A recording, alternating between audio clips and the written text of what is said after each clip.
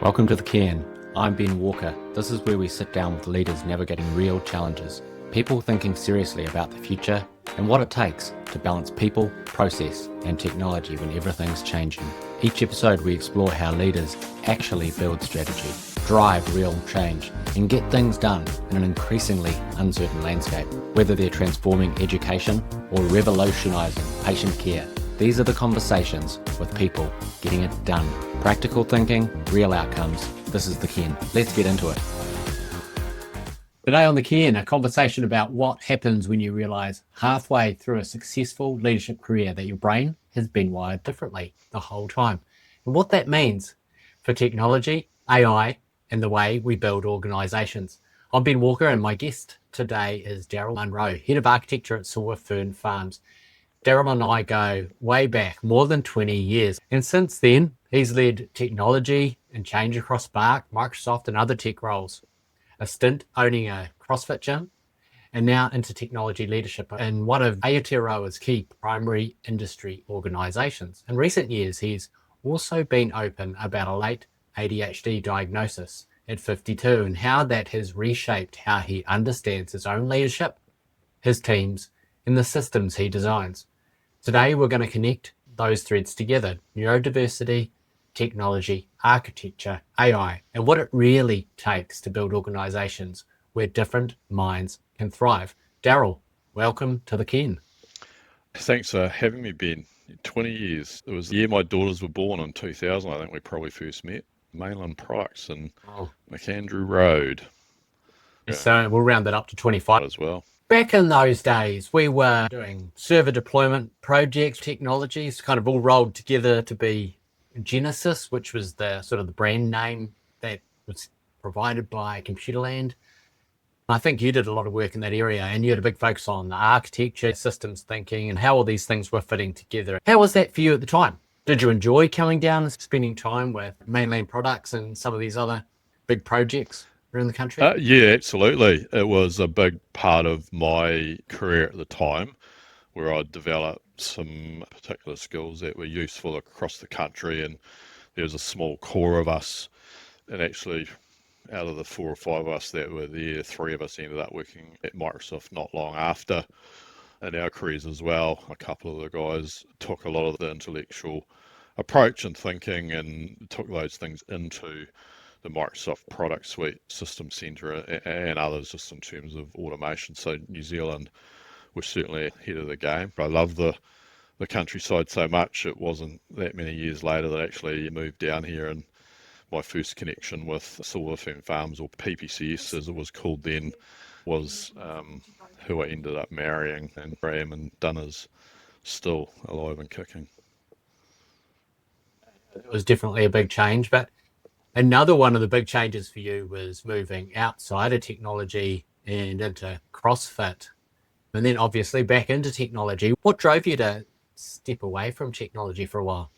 Maybe it was the ADHD, and I didn't even know it, in terms of finding things that you become curious about, interest-driven. Hyperfocus is a phrase that's used a lot in the neurodivergent population or community, and CrossFit was my salvation. I had got to a point in my life where I was pretty unhealthy, unfit.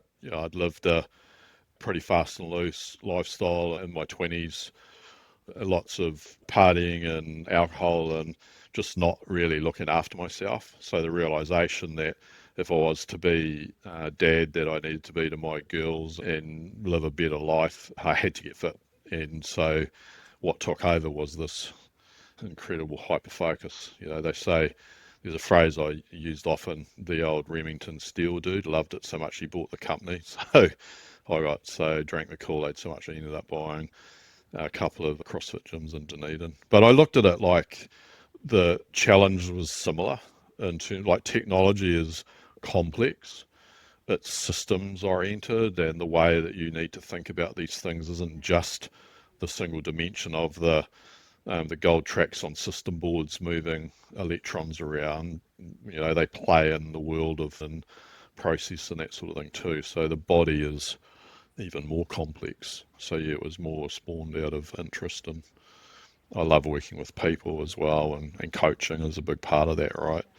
Probably learnt more about coaching and leading people being a CrossFit coach and owning the gyms than I did for any leadership course I've ever been on. It's amazing the sort of the insights and the learnings that you can take from an industry that looks completely different and bring it back into what you're doing today. And you've been at Silverfern Farms for about 4.5 years now. I was checking LinkedIn, it said about 4.5 years. So how's that changed over the last 4.5 years? Has it changed dramatically, or has it been on a bit of a trajectory over time? Oh, yeah, look, the beauty or the attraction of Silverfern Farms is not only the company, what it represents in terms of the New Zealand product and the quality that we take to the globe. It's really homegrown too, in the context of it's a big part of our economy, the rural communities that all of these products and the growing of the livestock that we process and take to the world is pretty amazing.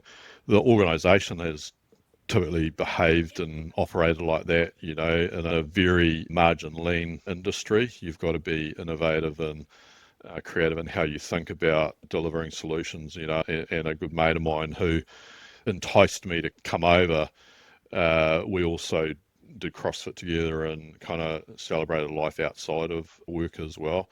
So that was a major appeal. But like the industry in a global sense has had some challenges, and from a nutrition point of view and the whole impact on the globe and earth and sustainability and all those things.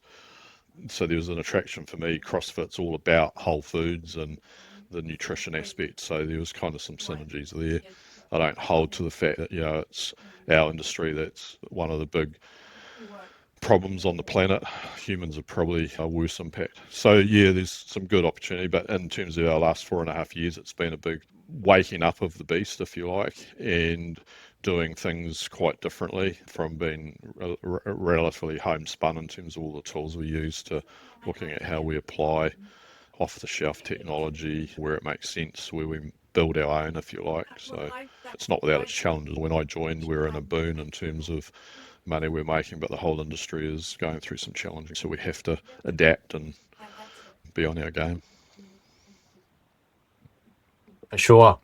So I guess not only in that industry, for you personally, there's been a lot of changes over the last few years as well. And you talk about this quite openly, and I'm definitely an advocate in this space. So at 52, you had an ADHD diagnosis, and that was a real sort of a pivot point in discovery for you and change in your life. So how did that reframe your understanding of how your mind works, reshape you as a leader? And what has that influenced in your workplace and the type of work you're doing and how you lead teams? There's a lot to chew on there, Ben. I know that's a big lot. I know I'm terrible at asking too many questions at the same time. It's all right. We'll try and dissect it and bring me back to stuff as I just do your best. Prone to wander off. But look, in terms of me personally, I've always been drawn to leadership or roles that help bring the best out in others. Like, I'm not the best coder, I'm not the best Olympic lifter, but I could coach and I could understand and I could see and I could frame things differently. And it never dawned on me that the way I thought about going about life was any different than anyone else. It was just normal to me in terms of the conversation I had with an old schoolmate of mine and his son's recent diagnosis, and him thinking the psychiatrist was talking about him. And when this individual was explaining, I'm like, are you sure they're not talking about me? So that kind of triggered maybe there's something more to this, which prompted me to go and explore the diagnosis and get some answers, right? So ultimately, you go through a process and it's long-winded. It's clearly obvious the health system in New Zealand, in particular the mental health space, is pretty bleep, and fragmented and underserved, understaffed, all of those sort of things. So you've got to take your hats off to the people that work in it. It is a really resource-hungry profession, industry, whatever you want to call it, right? But look, I come out the other end of it. I have means, so I was able to kind of navigate that a little easier than most people that will be in a similar position, right? You go through a process. There's grief, there's anger, there's a whole raft of things. The what if, all of the scenarios you play in your head, but there's also answers. But the answers aren't necessarily the resolution. It's more about getting insights and learning how to navigate those things and the way that you might show up. I have been called argumentative in my life, but I want clarity. I don't want ambiguity. I want the facts, those kind of things I could never understand. I'm like, I'm not arguing I'm not arguing, and so that kind of tempers you a little bit. I need to perhaps reframe how I'm saying things. Everyone always accused me of having a tone in my voice. Clearly I've got a fairly distinctive voice in itself, but to have that tone kind of leveled at you is interesting too, because there was never anything in here that was meaning that what was coming out was like that. So going through that's fascinating. I'd always been attracted to advocating for people around wellbeing and mental health in general. I signed up to be a Good Yarns facilitator here, and have learnt to do that and take colleagues through that process with 3-hour workshops every sort of few months. But to be on the other side of it, I never saw myself like that. So it's interesting as you get after that. Perhaps it's given me a deeper understanding for others. Who knows? I guess it gives you an understanding of how you may come across in a different way to what they might expect, but also an understanding of why as well. So in terms of your approach to, we'll start with technology, has that changed the way that you would approach the implementation or the direction of how you might use technology? Look, I'd probably unpack that in two ways, Ben. I don't feel it's changed how I think about technology in general, right? I've always been a strong advocate, and I'll hold this till the grave. There's no such thing as a technology project, and I will crow that, I will convince, and I'll hold that opinion fairly strongly. I think we get lost in the notion that there's a technology project and a business project. In 2025, what's the difference? And no one can convince me of otherwise in that sense. So I've always thought about that, or kind of taken that line of thinking in regards to the technology and how we choose to use these things. Early in my career, learning how to sell, I was a salesman before I was a technologist, if you like, and salesperson, I should rephrase that. And the technologist came later. And so understanding, what challenge, problem, opportunity is in front of you is a crucial tool in the arsenal of the salesperson. Back when I started, it still is today, right? So I fundamentally believe that it was core to what shaped me. Learning about being neurodivergent hasn't changed that.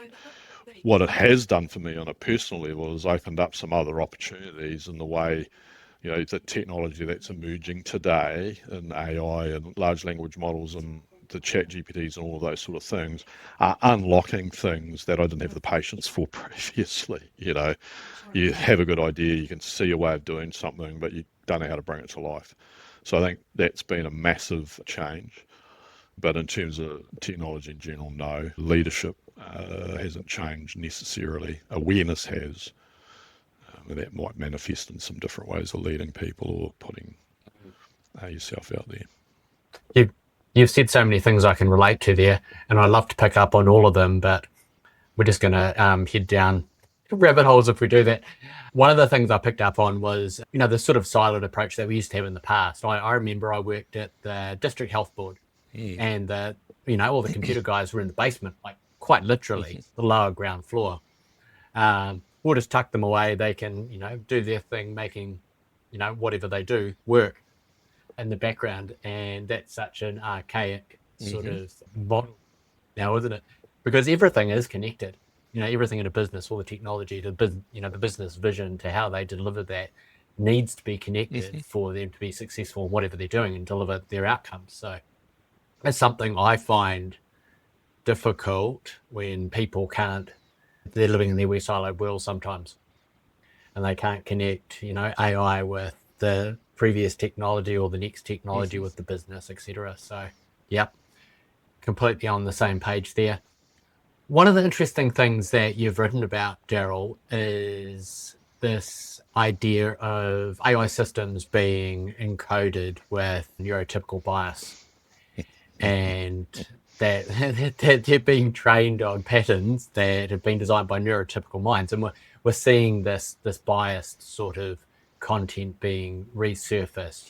We've got everything being resurfaced across a curve based on probability, but the probability is that a lot of these neurotypical ideas are going to be surfaced.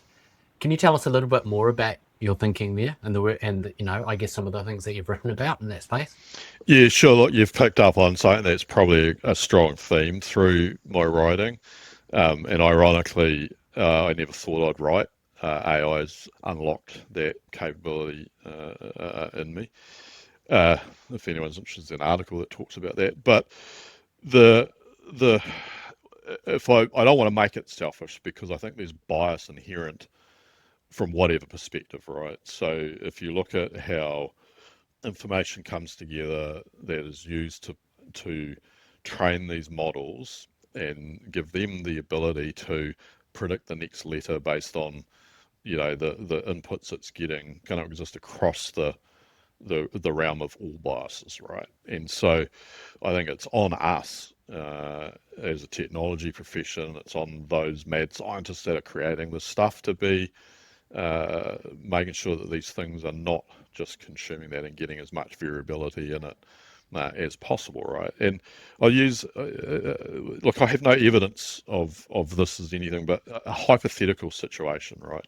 People go, oh, well, if you used a large language model or some form of AI to decree a judgment on someone's crime, depending on what they were being charged for, you can't trust that, right?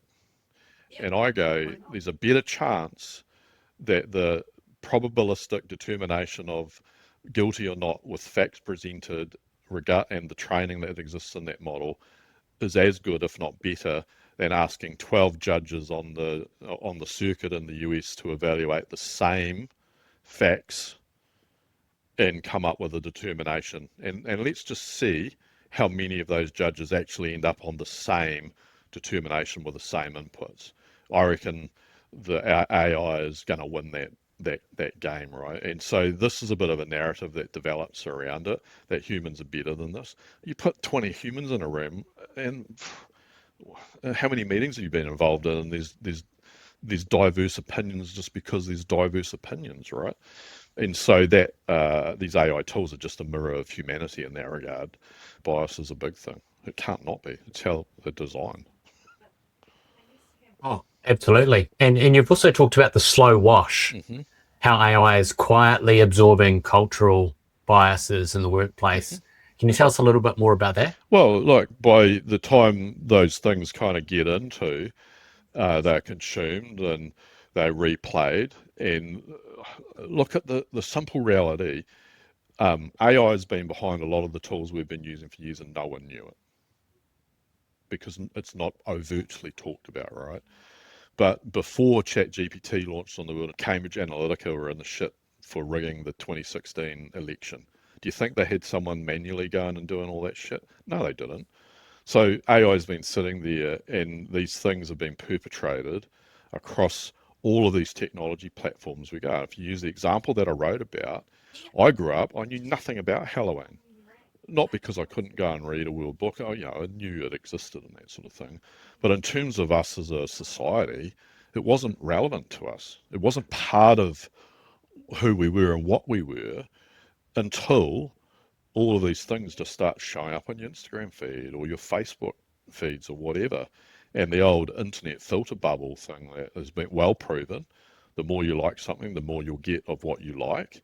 And all of these big firms have been encouraged not to have those things in the algorithms, right? Because how is that bringing diversity? And there's lots of evidence and research emerging in the space as well, right? So all of a sudden, the dominant culture or the prevalent mindset is kind of put on everyone else, whether we know it or like it. I don't know. That's kind of scary in a way. Yeah, absolutely. But the term I like to use, and it's, I guess, slightly different in some ways, but I call it kind of the homogenization of knowledge, is that everything's kind of being bundled together and you just get the mean. Yep. Right. And then if you lose the ability to critically reason, and it's not to say that these tools can't be used in a way that are useful. I use it every weekend to help me write. I use it to interview me and ask me questions, and I respond, and it creates. I use that example in my article. The irony is, I'm using the tool to create an article about the slow wash of these things coming across us. But I still had the choice to publish, and I still had the choice to read. And the minute we stop taking those choices, we've given up. Absolutely. And I think one of the things that I guess technology using humanity is struggling with at the moment is finding that balance. Mm-hmm. Because some people are swinging in one direction and they're letting AI do a little bit too much for them. And I think other people are, potentially Luddites and swinging in the opposite direction. But for me, I think there's a balance somewhere in the middle there, and it'll be different for different people, Yeah. different for different purposes and different businesses, etc. Yeah, look, I'll pick up on something I talked about earlier. It's less about business, but more about humanness, right? As I was growing up, church was a big part of our society. And so if you take the religious aspect off the table, the belief structure, right? People coming together. We're social creatures, right? And so, church was a part of that, and you celebrate together and all these sort of things. That has kind of is less and less and less these days. I don't know why, but how many churches are still actually operating on a weekend and not being converted into a modern home? Just drive around Dunedin and you can see that everywhere, right? My point being is these things like CrossFit, F45, they almost, in a fitness sense, became the modern church in a way, and that's a grossly oversimplification of it. But the social aspect of it, they become a real tribal social thing. If we lose those things to technology, humanity is lost. So we have to fight for these things, the social aspect, and keeping humanness at the centre of it. I can't advocate for that enough. And I think, everyone's got to find their people.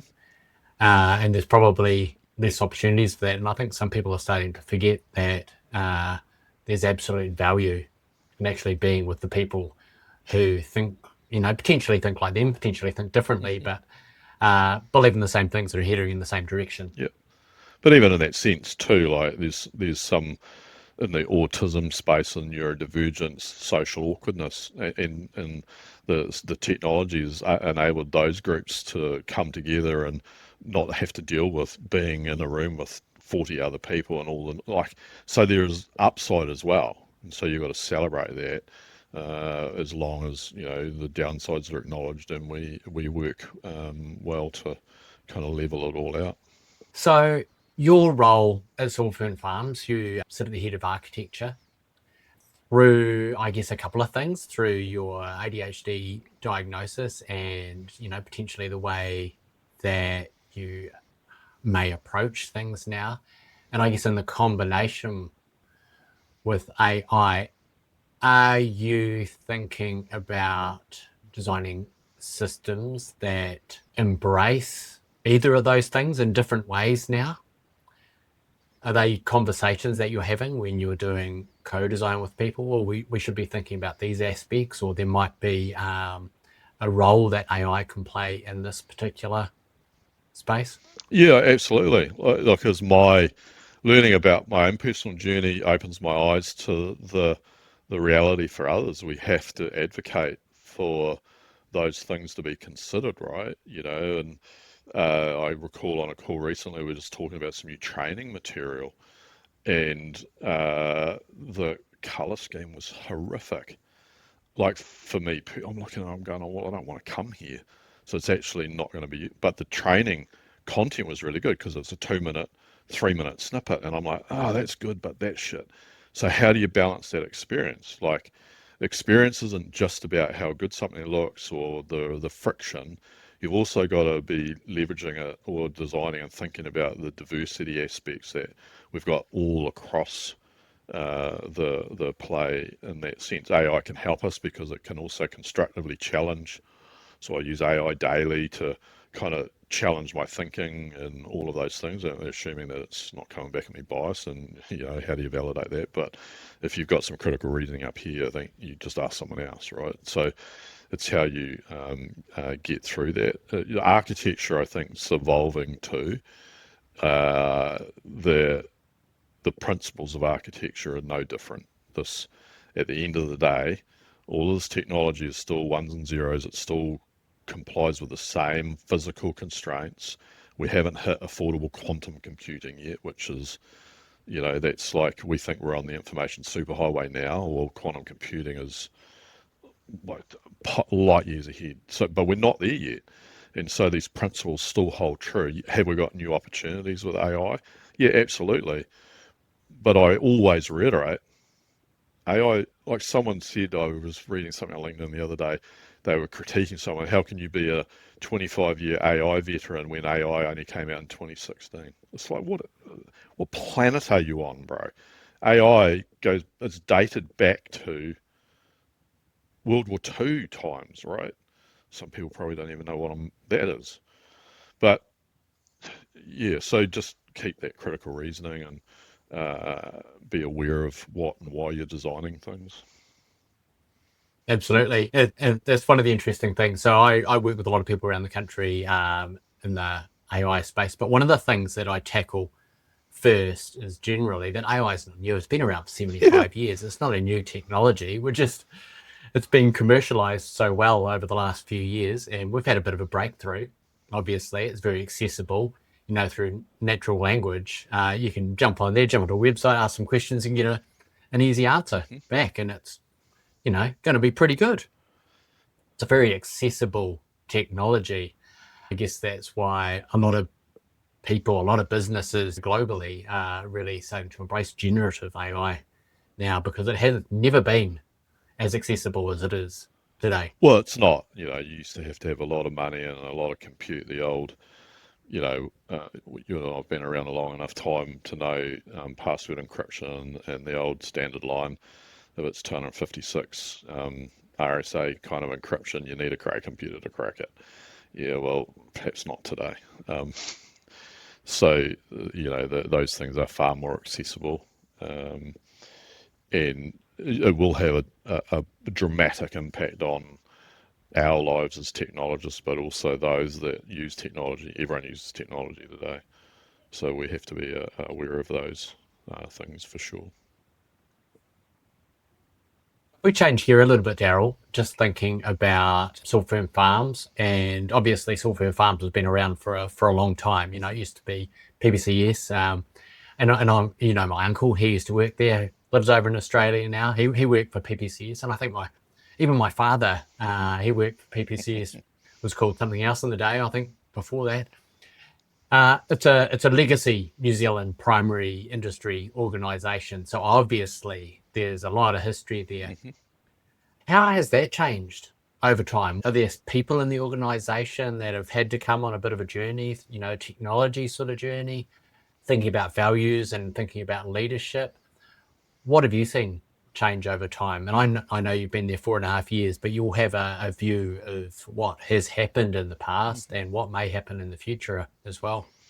Yeah, I think the challenge is the stuff is accessible, it's changing, it's opening up new opportunities that doesn't just exist for us here at Saltfern Farms. It exists for any organisation.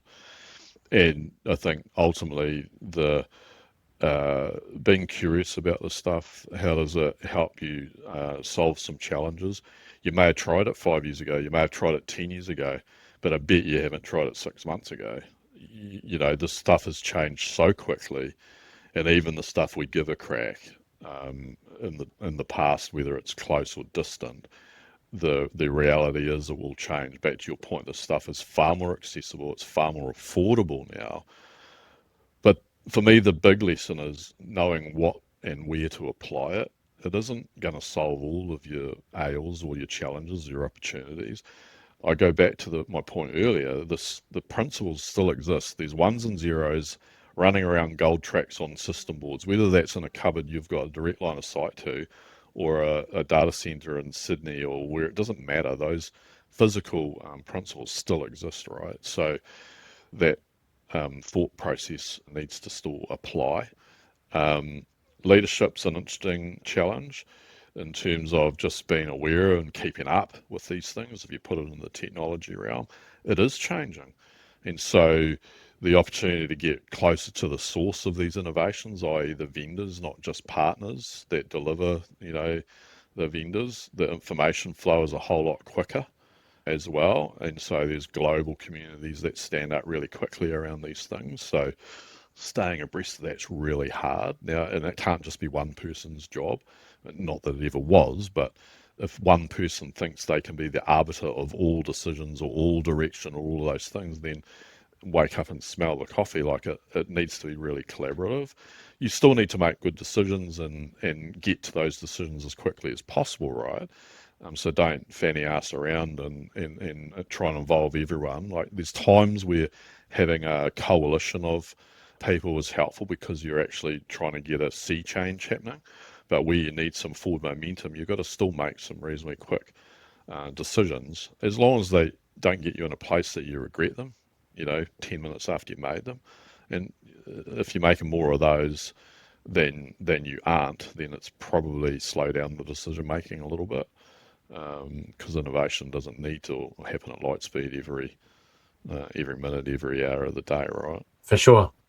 Just picking up on something you said there, and I'm thinking about AI being a suitable candidate for some instances in the organisation. What's your view in the next 3 to 5 years in terms of AI being picked up and used in a meaningful way within silver fern farms? Do you think that's going to fly out the door sort of thing, or do you think there's going to be gradual adoption in some areas?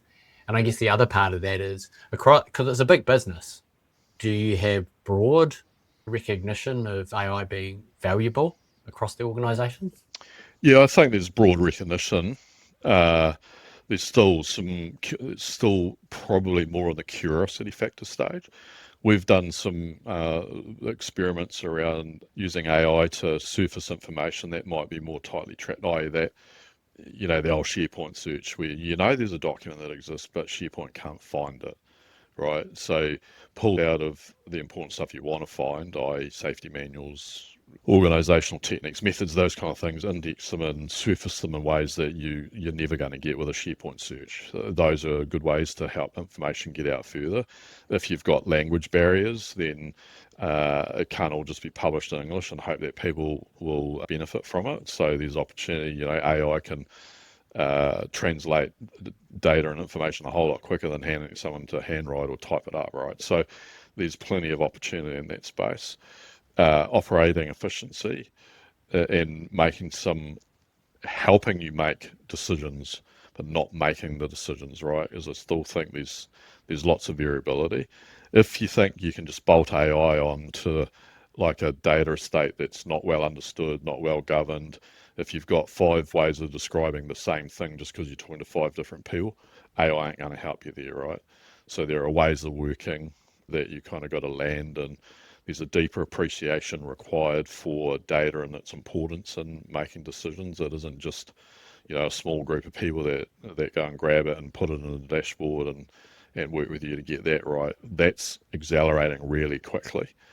The difference being, if it's not well structured foundational data, you're going to get the wrong answer, right? We've all seen the notion of the chat GPT's giving you an answer. You look in that going, it smells a bit off.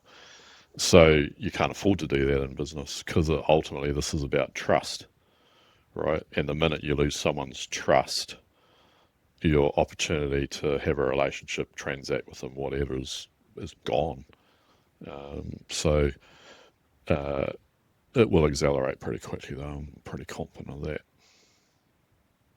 Well, one of the things I've noticed, historically, you've seen the technology people grab onto technology and kind of sometimes, jam it into the organisation or drive it in the organisation or promote it up to the exec and board, etc.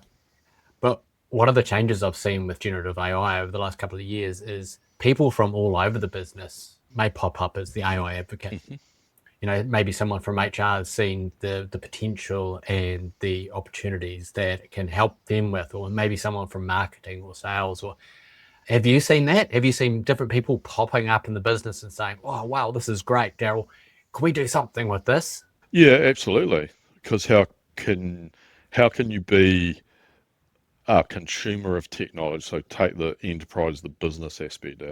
How can you be alive today and not know that ChatGPT or these things exist? Like, they're all over social media. Social media was the catalyzing moment for probably making our jobs a whole lot harder than they need to be, right? Because it looked so simple. And actually, it distilled a lot of the understanding and appreciation for how hard it is to deliver an experience like Facebook. It doesn't just happen, right? So, trying to keep pace with those things, the consumerism of technology, whilst it's really great on one hand, enterprises struggle to keep pace with that for a variety of reasons, right? Technology is an industry where expertise is really thin, and expertise also tends to coalesce around great ideas and great companies that are doing stuff. So those of us that are not a Facebook, not a Microsoft, not a AWS, are kind of nibbling around the edges of those feed troughs, right? So keeping that stimulus alive. And of course, people coming when they see it in the wild, so to speak. You can't fire up Messenger now and not see Meta AI smack you in the face, right? So it's permeated all of this stuff. Those conversations are good in the main because that's a proactive conversation. It's certainly in my role, it needs to be a lot more proactive. I'm probably not as proactive as I could be or should be, because you can get stuck on the cycle of working out what needs to be done. But when people are reaching out, then absolutely, we stimulate a lot in our kind of our business social media channels. We've got some AI in action stuff that I've been trying to drive on our Viva Engage, and we have some small working groups and some incentive and conversation going on. Fantastic. And I'm seeing a lot of the use cases becoming bigger, and people aren't necessarily saying, "I want this today." They're saying, "Hey, look, this is something I think we'll be able to do in the future," as they gain a better understanding of, fundamentally what AI is and where it's going. So I think some of that thinking is getting slightly longer term or aspirational around, "Hey, look, let's put the basic building blocks in place. Let's get some business as usual AI type technology in, and then we can build towards this dream in the future," which I think is pretty awesome, that the business is actually starting to understand the value and that it's a journey as well, that it's not a quick fix. Well, that's right. And like I said earlier, this is a trust thing, right? And I've had some conversations recently. If you're looking at a spreadsheet, it's pretty obvious, right? It's right in front of me. And I've been using that for 20 years, and I know if I click that and I do that, I get this result. But if you're just typing in some words into a chat and you get something to appear on the screen or a picture, it's almost wonder. And so whilst it might be 100% accurate, there's still a little bit of, "Oh, this is magic." So until we're past that point, I mean, I get this every day, and I'm up to my elbows in the stuff. And I'm like, "Holy, oh, you can do, oh my God." So for the average punter that's not a technologist, man, it is a constant wonder, I imagine. Oh, absolutely. The rate of change across all of the different platforms, across all the different vendors is just phenomenal. It's so hard to keep up with. So focusing on, I guess, your leadership approach, Darryl, you talk about strong opinions loosely held, and that's your podcast tagline. How does that philosophy affect your leadership in practice? Well, look, my opinions are generally based on my curiosity. I'll go and find the answer to something. If I am inclined to dive deep on particular technology or whatever, I'm not just reading the brochure. I need to know how these things work. I need to get the stuff under my nails, because how then can you have a credible conversation, right?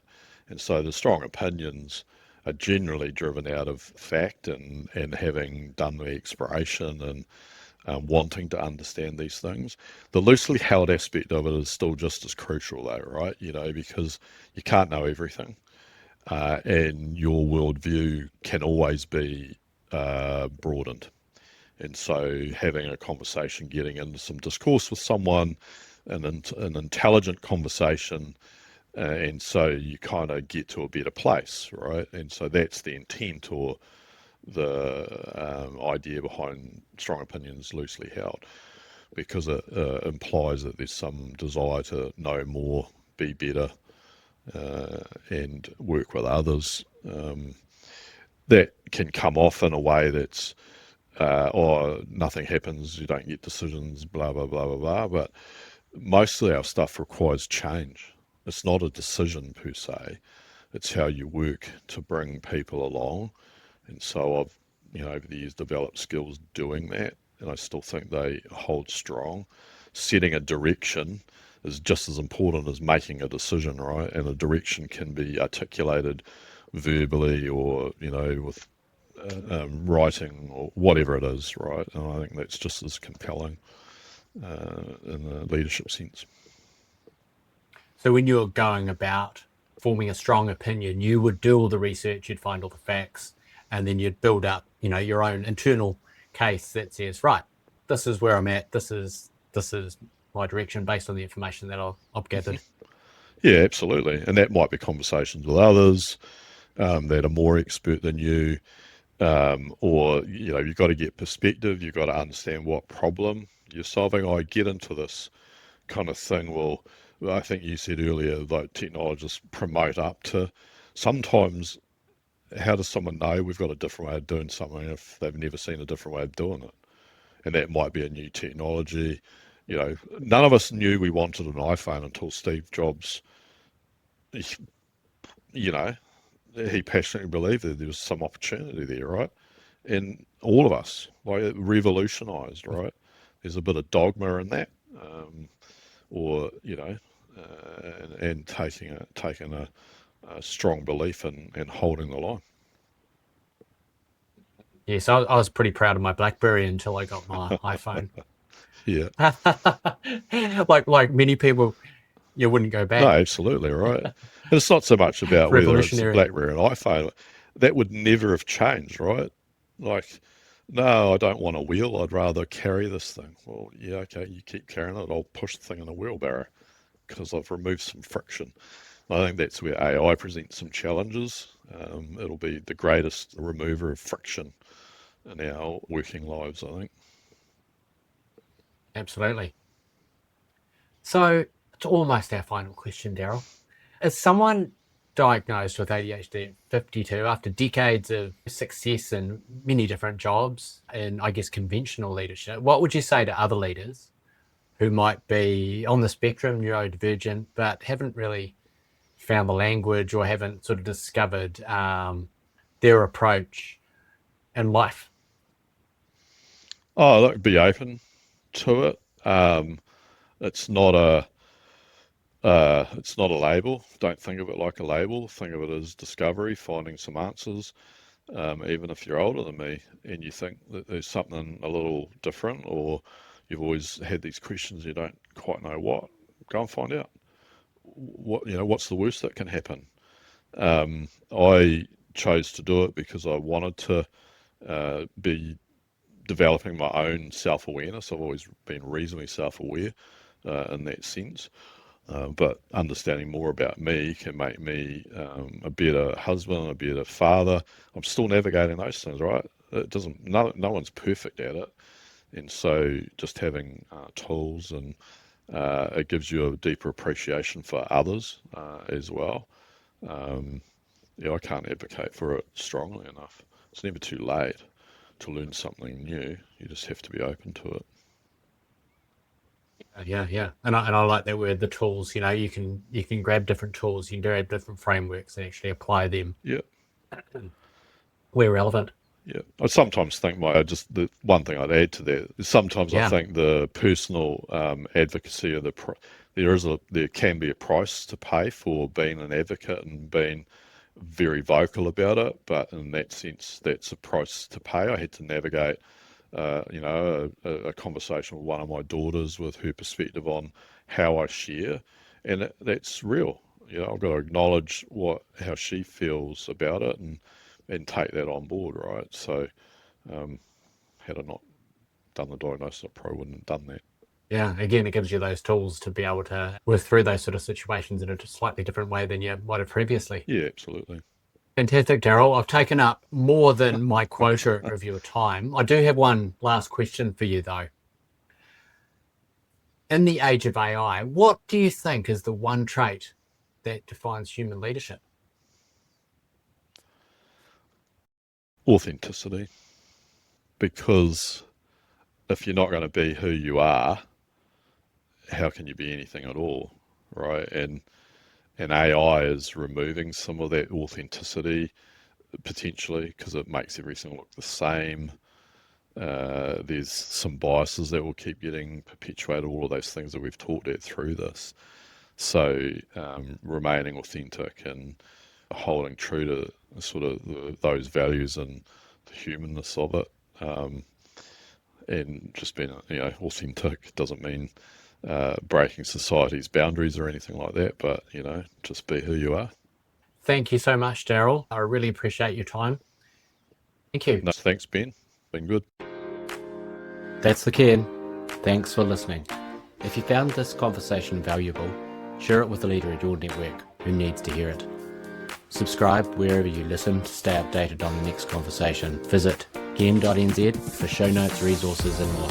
Connect with us on LinkedIn or Instagram for updates in between episodes. I'm Ben Walker. We'll be back soon with another conversation that matters. See you then.